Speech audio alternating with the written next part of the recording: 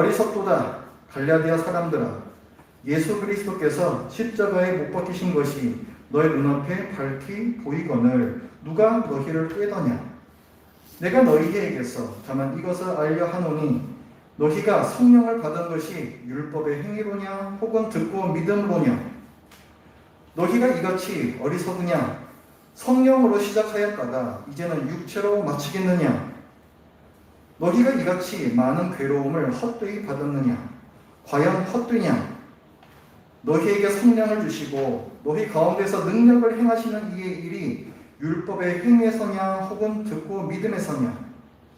아브라함이 하나님을 믿음에 그것을 그에게 의로 정하셨다 함과 같으니라. 그런즉 믿음으로 말미암은 자들은 아브라함의 자손인 줄 알지어다. 또 하나님이 이방을 믿음으로 말미암아 의로 정하실 것을 성경이 미리 알고 먼저 아브라함에게 복음을 전하되 모든 이방인이 너로 말미암아 복을 받으리라 하였느니라. 그러므로 믿음으로 말미암은 자는 믿음이 있는 아브라함과 함께 복을 받느니라. 아멘. 예수님을 믿고 그리스도인이 된 후에 어떻게 살아야 하느냐는 중요한 문제입니다.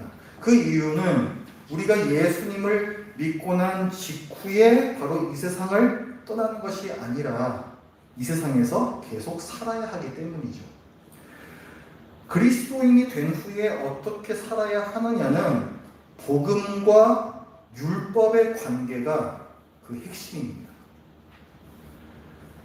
어떤 사람들은 이제 율법은 아예 쓸모가 없다라는 율법 폐기론이라고 하죠. 이런 입장으로 치우치는 분들도 있고, 또 어떤 분들은 그 반대의 극단인 율법주의로 부릅니다. 이것은 우리에게만 어려운 문제가 아니라 초대교회 시대의 그리스도인들에게도 중요한 문제였습니다. 특히 유대인들, 구약 성경을 갖고 있던 유대인들인데 그리스도를 믿고 회심한 유대인들, 이들에게는 복음과 율법의 관계가 참 쉽지 않은 문제였어요. 구약 성경을 우리가 이렇게 보면요, 하나님의 백성은 유대인입니다. 거의 동일시돼요. 하나님의 백성은 유대인입니다. 이방인들 중에서도 하나님의 백성이 되는 사람들이 나오죠, 구약 성경에도. 근데 그 사람들은 유대인, 그러니까 이스라엘 백성 안에 편입되는 자들이에요. 지금 시대의 표현으로 따지자면 국적을 이스라엘로 바꾼 사람만 그렇게 된다는 의미입니다. 그 얘기는 뭐냐면 하나님의 백성 이퀄 유대인들, 이런 얘기예요. 그런데 신약 시대에 와서 예수님께서 죽으시고 부활 승천하신 다음에 사도들과 제자들이 참 희한한 걸 봅니다. 이방인들이 예수 그리스도를 믿고 세례를 받을 때 자기네 유대인들과 똑같이 성령을 받는 것을 보게 돼요. 원래 유대인들이 이렇게 모여서 기도하고 있는데 그 오순절에 성령님께서 강림하시는 사건이 있지 않습니까? 성령을 받는 사건이 있단 말이에요. 근데 그 사건이 유대인들에게만 나타났던 것이 아니라 사마리아 사람들한테도 믿고 세례를 받을 때 똑같이 성령님께서 임하셨고, 또 이방인이었던 고넬료와 그의 가족들이 믿고 세례를 받을 때에도 성령님께서 임하셨고, 에베소 사람들, 에베소라는 도시는 우리가 여기 지도에서 봤던 거기 있는 어떤 도시거든요. 이방인들의 도시예요. 이 사람들이 또 믿고 세례를 받을 때에도 성령을 받습니다. 이게 그냥 받았다고 하니까 받았나 보다 하는 게 아니라 거기에 있었던 유대인들 여러 명이 보기에 이것은 성령님께서 임하신 것이다, 누구나 인정할 수밖에 없는 현상으로 그런 일이 일어나요. 그러다 보니까 이제 유대인들이 생각을 하게 됩니다. 이방인들도 예수 그리스도를 믿으면 하나님의 백성이 되는 건가? 좀 긴가민가 하는데, 그때 이 긴가민가 하는 걸 아시고 하나님께서 베드로에게 아예 계시를 주세요. 하늘에서 보자기가 내려오는 환상, 직접적인 계시를 주십니다. 그걸 통해서 내가 깨끗하다고 한 자들을 네가 부정하다고 말해서는 안 된다. 이방인들을 내 백성으로 삼는다라는 말씀을 확실하게 증거해 주시는 거예요. 그러니까 지금 이 갈라디아서가 쓰여진 그때 그 상황을 여러분들이 유대인들의 입장에서 한번 보셔야 됩니다. 지금은 이 초대교회 시대는 하나님께서 이방인들도 자기 백성으로 부르신다는 사실을 유대인 출신 그리스도인들이 조심스럽게 알아가고 있는 상황이에요. 자, 예수님을 믿고 하나님의 백성이 된다. 이제 거기까지는 인정을 하게 되었습니다. 근데 문제는 그 이후에요. 그리스도인이 되었는데 그 이후에 이방인들은 어떻게 살아야 되느냐? 당시의 성경은 구약 성경밖에 없었습니다. 우리는 신약 성경까지 다 갖고 있으니까 이방인들도 똑같이 유대인하고 뭐 다를 바 없이 다 똑같이 예수님 믿고 구원받고 그 다음에 뭐 어떻게 살면 된다는 걸 알고 있죠. 하지만 당시에는 신약 성경이 없었단 말이에요. 그러니까 이 사람들의 그때 기준은 구약 성경이었는데 여기를 보면 자, 아까 이방인들도 하나님의 백성이 될 수 있었는데 이 사람들은 이스라엘 백성 안으로 편입이 되어야 된다고 했죠. 편입이 된 후에는 유대인들과 동일하게 율법을 지키면서 살아야 했습니다. 그 율법이라는 건 어떤 거예요? 남자는 할례를 받아야 된다. 또 제사, 또 무슨 절기, 그리고 또 뭐 음식도 부정한 거, 정결한 거 이런 걸 갖다가 다 지키면서 사는 걸 의미하는 거예요. 하나님의 백성이라면 마땅히 그렇게 살아야 한다를 알고 있는 유대인들이 보기에 그 이방인들, 지금의 이방인들은 비록 예수 그리스도를 믿고 하나님의 백성으로 들어왔으나 어쨌든 하나님의 백성이 되었으니 어떻게 살아야 되는 거예요? 그들의 사고에 의하면 똑같이 율법을 지키면서 살아야 되는 겁니다. 절기 지키고 제사 지내고 할례 받고 음식법 지키고 그게 당연한 거죠. 실제로 당시에 이렇게 가르치는 자칭 선생들이 많았고 교회의 교인들은 이 가르침을 순순히 받아들였습니다. 그럴듯하잖아요. 그래서 갈라디아서를 쓴 이제 바울을 보면 그게 너무나도 위험한 사상이기 때문에 아주 강한 어조로 질타를 해요. 바울은 이 선생들을 저주받을 거짓 선생이다 이렇게 표현합니다. 그리고 이 거짓된 가르침을 아주 쉽게 받아들인 갈라디아 교인들을 꾸짖어요. 율법으로 이렇게 될 것 같으면 그리스도께서 뭐 하러 죽으셨겠냐? 그가 헛되이 죽으신 거 아니냐? 그러면서 바울은 율법이 아닌 믿음으로 의롭게 된다라는 것을 논증합니다. 첫 번째는 이 편지를 받는 사람들의 경험에 근거해서 논증해요.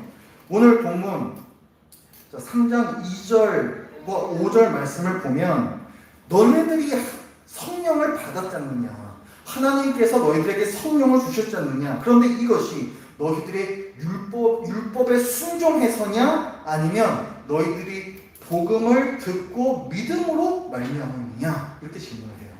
너희 스스로가 뭐 율법을 잘 지켰다고 해서 성령 받은 게 아니잖아. 너희들이 그냥 복음 듣고 믿었더니 성령을 받은 거잖아. 너희들이 산 증인이잖아. 그런데 왜 이제는 율법을 지켜서 이렇게 되려고 하느냐? 이렇게 해요. 그리고 또 바울은 율법이 아닌 믿음으로 이렇게 된다는 사실을 이번에는 성경에 근거해서, 그러니까 구약 성경이죠. 구약 성경에 근거해서 또 논증을 합니다. 6절부터 나오는 말씀이에요. 정통 유대인인 아브라함도 믿음으로 이롭다함을 받았다 얘기합니다. 6절 말씀을 보면 아브라함이 하나님을 믿음에 그것을 그에게 의로 정하셨다 함과 같다. 자, 이 말씀은 창세기 15장 6절에 나오는 말씀이에요. 믿음으로 1 0 0 0 믿음으로 이롭다함을 받는 그 말씀이 나옵니다. 6절 말씀을 보면 아브라함이 하나님을 믿음에 그것을 그에게 의로 정하셨다 함과 같다. 자, 이 말씀은 창세기 15장 6절에 나오는 말씀이에요. 믿음으로 이롭다함을 받는 그 말씀이 나옵니다. 그런데 아브라함이 이렇게 의롭다함을 받았던 때는 율법 자체가 주어지기 전이에요. 유대인들에게는 할례가 굉장히 중요해요. 그래서 바울도 어떤 경우에는 일부러 제자 중에 어떤 사람은 할례를 받게끔 그렇게 할 만큼 할례는 굉장히 중요한 겁니다. 율법에서. 그런데 아브라함은 율법이 주어지기도 전에 할례라는 제도가 생기기도 전에 이미 의롭다함을 받아요. 뭘로? 믿음으로. 하나님을 믿음으로 의롭다함을 받습니다. 그리고 이방인들도 아브라함처럼 믿음으로 의롭게 되어서 구원의 복을 받는다라는 약속을 아브라함에게 주십니다. 8절 말씀에 또 하나님이 이방을 믿음으로 말미암아 의로 정하실 것을, 이방인들도 믿음으로 이렇게 된다는 거죠. 그것을 성경이, 구약 성경이에요, 미리 알고 먼저 아브라함에게 복음을 전하되 모든 이방인이 너로 말미암아 복을 받으리라. 이건 창세기 12장 3절에 나오는 말씀입니다. 모든 민족이 너로 말미암아 복을 받을 것이다. 너는 복이 될 것이다. 그 말씀입니다.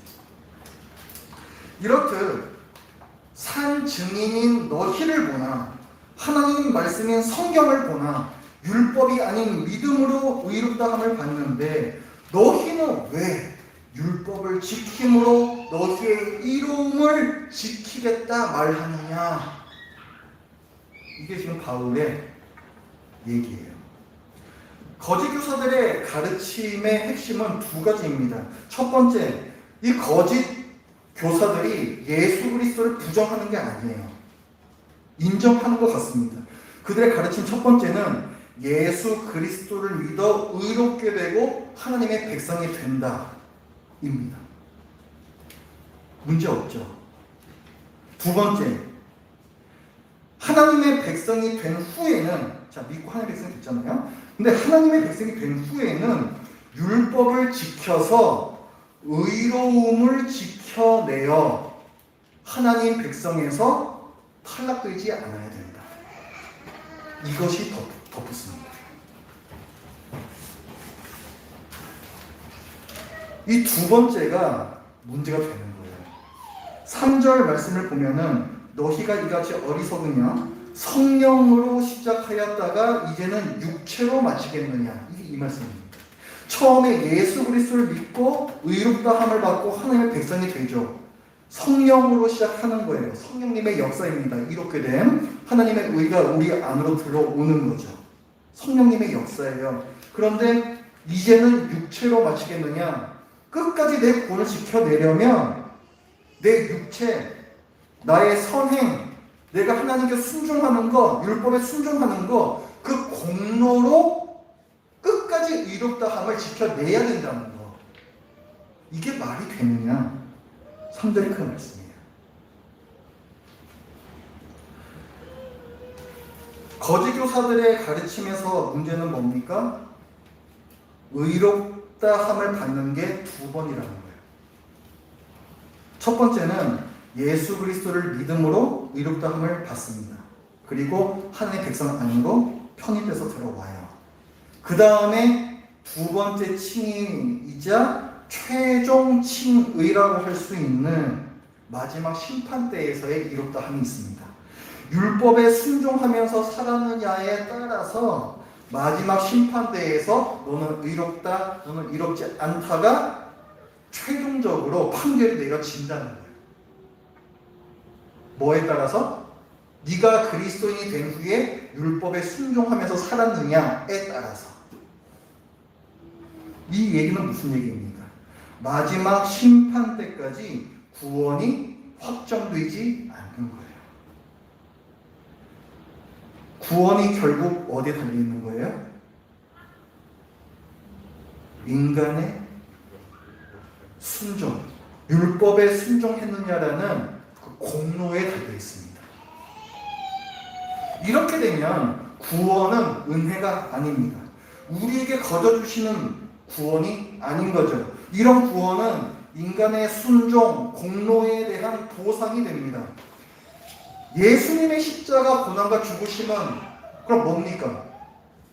딱 한 번 리셋 시켜주는 기능인 거예요. 내가 지금까지 죄 지으면서 살았잖아요. 그걸 예수를 믿을 때 그 죄 한번 싹 없애주는 겁니다. 백지 상태가 된 상태에서 그때부터 내가 율법에 순종하면서 살았느냐 불순종하면서 살았느냐 그게 다시 쓰여진다는 거죠. 범죄와 순종의 저울질이 시작이 됩니다. 그러니까 이런 그들이 말하는 복음에서는 구원에 있어서 예수님의 피가 필요하지만 충분하지는 않아요. 그러나 성경에서는 그리고 사도 바울은 얘기합니다. 구원은 인간의 순종, 공로에 대한 삭시 아니다.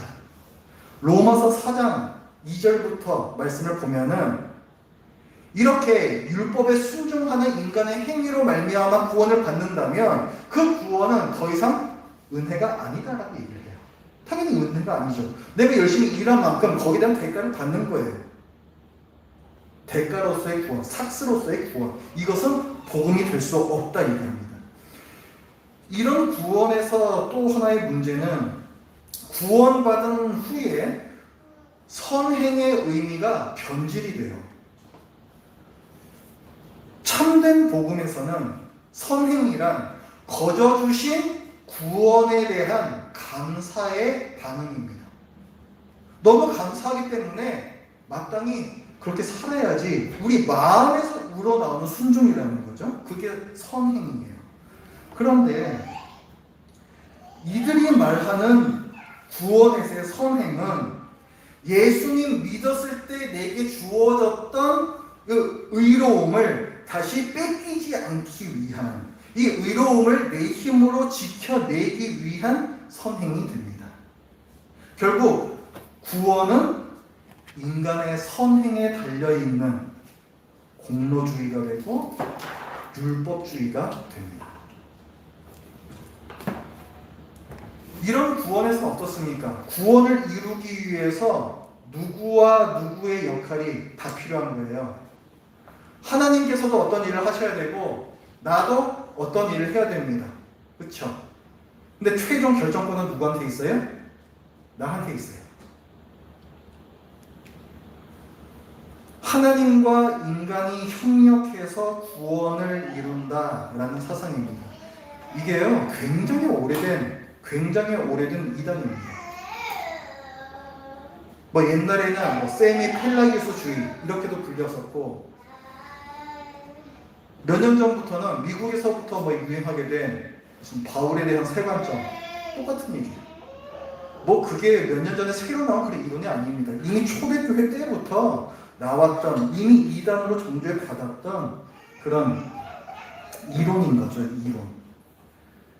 이런 생각은 예수 그리스도의 십자가를 헛되게 합니다. 2장 21절에 보면 내가 하나님의 은혜를 패하지 아니하노니, 이런 복음은 하나님의 은혜를 패하게 돼요.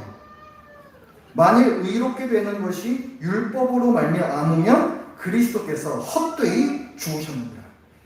그리스도의 죽음이 헛되이 됩니다. 그리고 이런 거짓 가르침에 넘어가는 어리석은 자가 돼서는 안 된다. 자, 3장 1절에서 어리석도다 갈라디아 사람들아, 예수 그리스도께서 십자가에 못 박히신 것이 너희 눈앞에 밝게 보이거늘 누가 너희를 꾀더냐? 그 속임수에 너희는 그렇게 쉽게 넘어가느냐? 자, 어리석구나. 3절에서도 똑같은 얘기해요. 너희가 이같이 어리석으냐? 바울은 이 거짓 선생들의 가르침을 다른 복음이라고 말합니다. 예수 그리스도의 십자가가 나왔잖아요. 그러니까 예수 그리스도의 십자가를 말하니까 복음 같지만 이것은 다른 복음이라는 거예요. 1장 7절을 보십시오.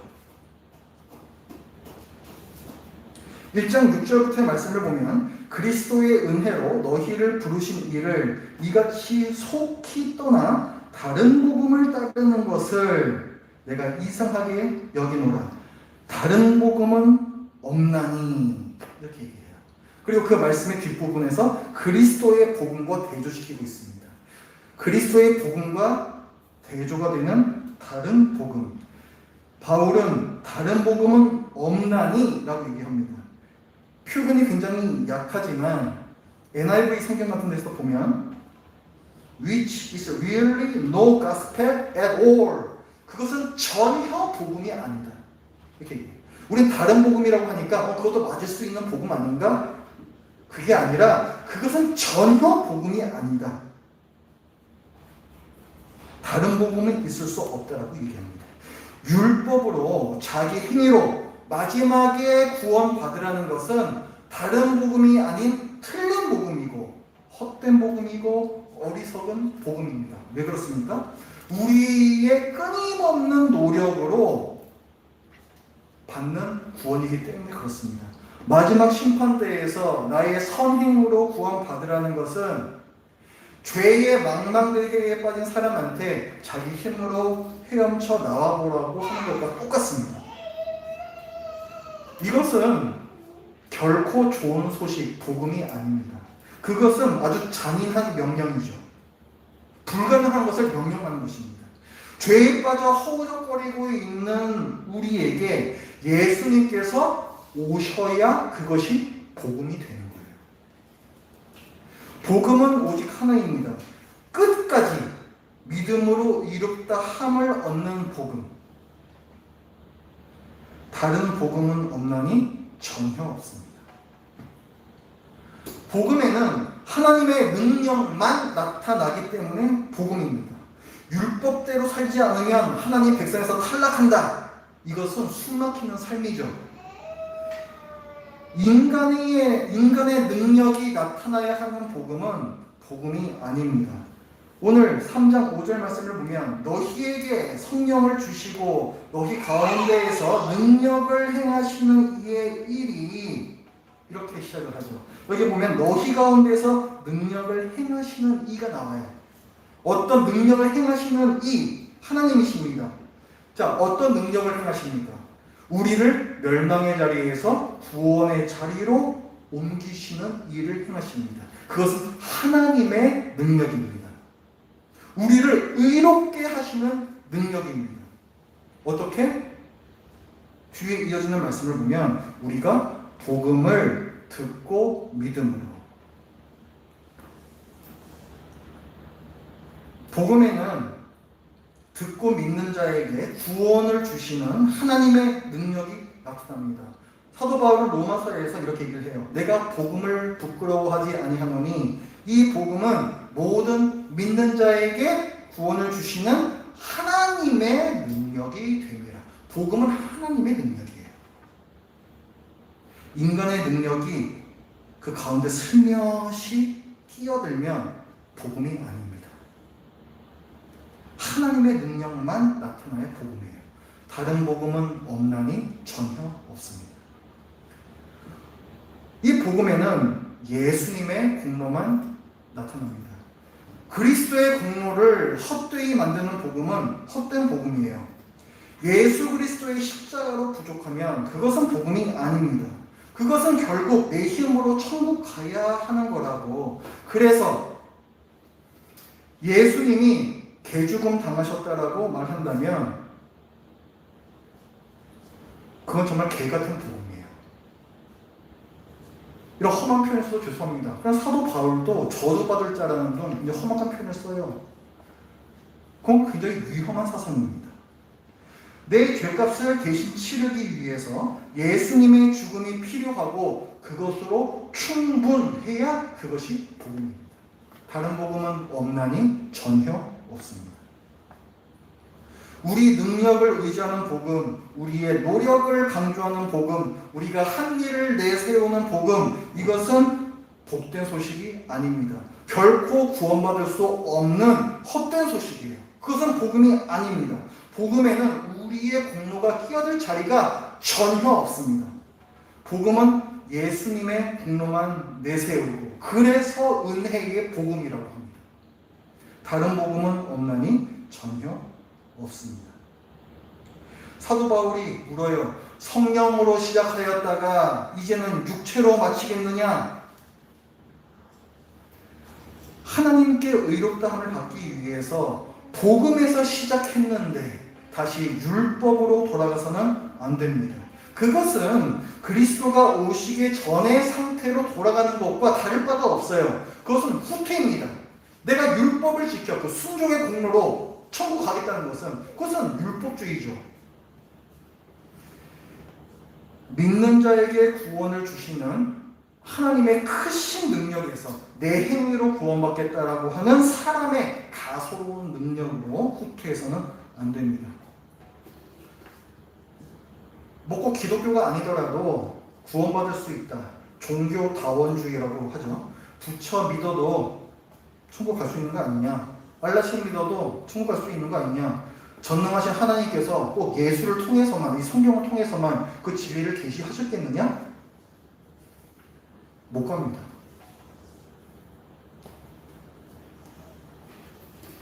다른 종교들은 구원이 사람의 행위에 달려 있어요.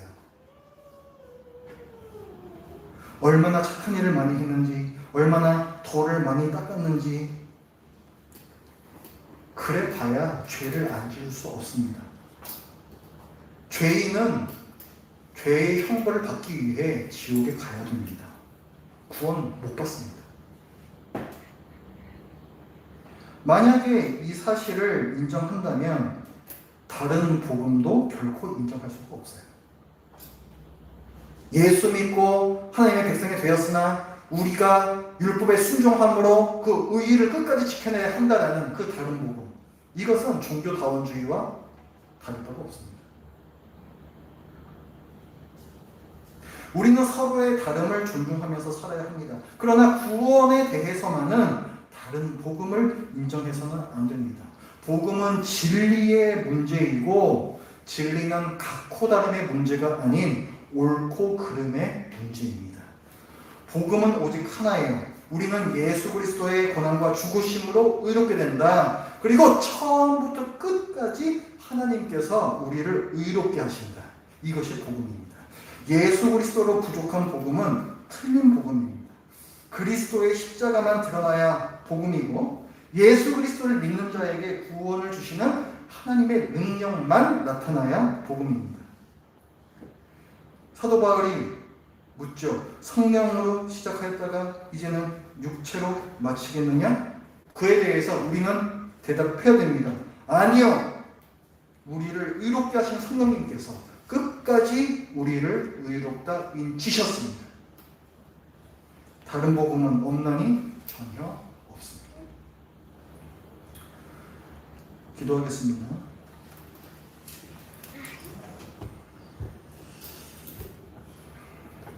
하나님, 예수 그리스도를 믿고 하나님의 백성이 되어 또 교회를 이룬 그 교인들 가운데에서도 여러 가지 잘못된 가르침과 혼란들이 있었습니다. 우리에게는 하나님께서 특별한 은혜를 더해주셔서 이 신약성경까지 이 완성된 성경을 저에게 주시고 더 이상 혼잡한 거짓 복음이 이 교회 안에 들어올 수 없도록 해주셨는데 여전히 이 시대에도 잘못된 가르침으로 돌아가서 혼란스러워하고 있는 심지어 신학자들도 많이 있습니다. 하나님 아버지, 저희들이 이렇게 선명한 복음의 진리를 성경에서 저희들이 잘 깨달을 수 있도록 성령님께서 저희 마음 가운데 빛을 비추어 주시옵소서. 예수님의 이름으로 기도드립니다. 아멘.